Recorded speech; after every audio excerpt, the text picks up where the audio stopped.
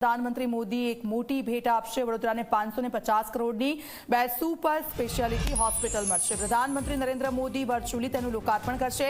350 કરોડના ખર્ચે 151 બેડની કાર્ડિયાક હોસ્પિટલનો શિલાન્યાસ કરશે।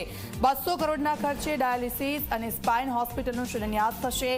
સામાન્ય નાગરિકોને ખાનગી હોસ્પિટલ જેવી જ સુવિધાઓ અહીંયા મળી રહેશે। મધ્યમ ગુજરાત માટે બંને હોસ્પિટલ આશીર્વાદરૂપ મળશે। मध्य गुजरात में आ बने होस्पिटल आशीर्वादरूप रहेशे। रवि अमारी साथे फोन लाइन पर जोड़ाई गया छे। रवि, जे होस्पिટલનું लोकार्पण થવાનું છે તેનાથી ઘણી બધી સુવિધાઓ લોકોને મળશે। બિલકુલ દીક્ષિતા, વાત કરવામાં આવે તો વડોદરામાં અત્યારે સયાજી હોસ્પિટલ અને ગોત્રી GMERS હોસ્પિટલ જ કાર્યરત છે અને હવે આ વધુ એક હોસ્પિટલ વડોદરા શહેરને મળવા જઈ રહી છે, જેમાં પ્રધાનમંત્રી નરેન્દ્ર મોદી આ બંને હોસ્પિટલો માટે આજે વર્ચ્યુઅલી ખાતમુહૂર્ત કરશે।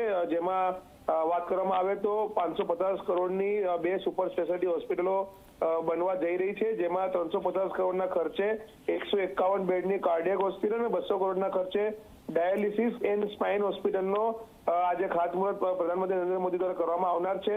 મહત્વની બાબત છે કે ખાનગી હોસ્પિટલ જેવી જ અહીંયા સુવિધા હશે અને મધ્ય ગુજરાત ઉપરાંત ગુજરાત બહારના જે રાજ્યના જે દર્દીઓ છે તેમના માટે પણ આ હોસ્પિટલ આશીર્વાદ સમાન સાબિત થશે।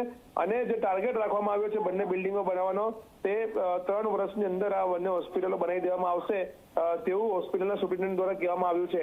એટલે ક્યાંક ને ક્યાંક કહી શકાય કે સયાજી અને ગોત્રી હોસ્પિટલ બાદ હવે વધુ એક કાર્ડિયાક અને ડાયાલિસિસ સ્પાઇન હોસ્પિટલ વડોદરા શહેરને મળવા જઈ રહી છે અને તેના માટે પ્રધાનમંત્રી નરેન્દ્ર મોદી દ્વારા આજે ખાતમુહૂર્ત કરવામાં આવનાર છે। જી બિલકુલ, આભાર રવિ આપનો સમગ્ર વિગત બદલ। તો હોસ્પિટલની જે સુવિધાઓ છે, બે હોસ્પિટલનું ખાતમુહૂર્ત પ્રધાનમંત્રી કરશે અને તેનો લાભ સીધો વડોદરા વાસીઓને મળશે।